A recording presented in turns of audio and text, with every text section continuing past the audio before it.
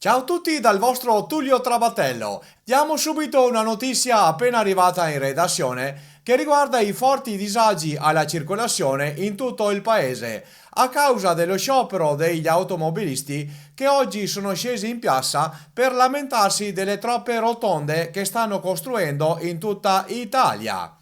Il portavoce del sindacato degli automobilisti ha dichiarato che le rotonde rallentano il traffico, ma soprattutto non permettono al guidatore di scaccolarsi in pace al semaforo. Vi terremo informati sull'evolversi della questione. Ma ora linea al telegiornale per le news del giorno. Buona visione! Maserata. Questa signora stava provando il nuovo attrezzo igienico, ma Occhio non ha seguito bene le istruzioni di montaggio. Dopo aver tirato 4 porchi, ha buttato tutto al ferro vecchio. Questo giovane ragazzo di Montagnana faceva motocross in una zona non autorizzata. 3 diti scaversati e motociclo motore tutto saccagnato. Marghera.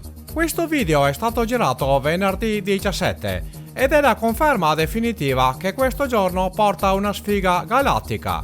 Porcarsi a catinelle.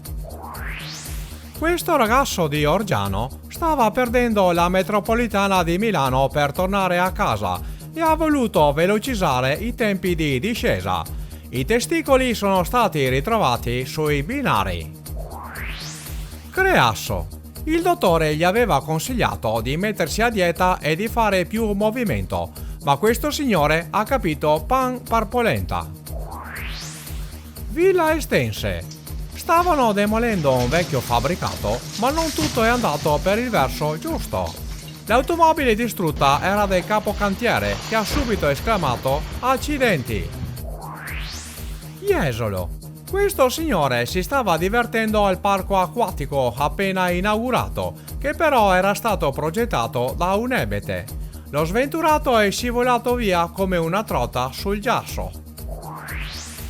Durante un'importante partita di tennis, questo raccattapalle di schio non ha ben calcolato la lunghezza del campo. Gli spettatori si sono pissati addosso a ridere. Sandona di Piave. Il proprietario di un vecchio immobile voleva farlo demolire per costruire un grande condominio e aveva chiesto dei preventivi a varie ditte edili della zona, che però non avevano capito che il lavoro sarebbe stato fatto da una sola azienda e si sono presentate tutte in cantiere, innescando una furiosa lite con le ruspe. Il resoconto della giornata è spaventoso: 5 ruspe completamente distrutte e il caseggiato è ancora in piedi. Il proprietario dell'immobile ha poi demolito da solo la struttura a forza di picconate e bestemmie. Resana. 10 euro di scommessa per saltare una piccola siepe. Soldi persi e ginocchi scaversati come un grissino.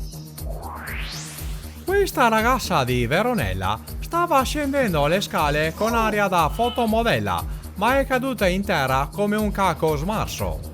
L'osso sacro si è spaccato ed ora è costretta a sedersi in piedi.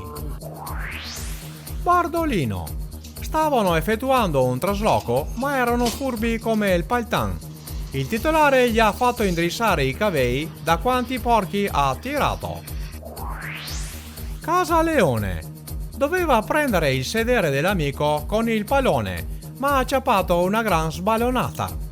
4 denti ingoiati e stemma del pallone tatuato in fronte.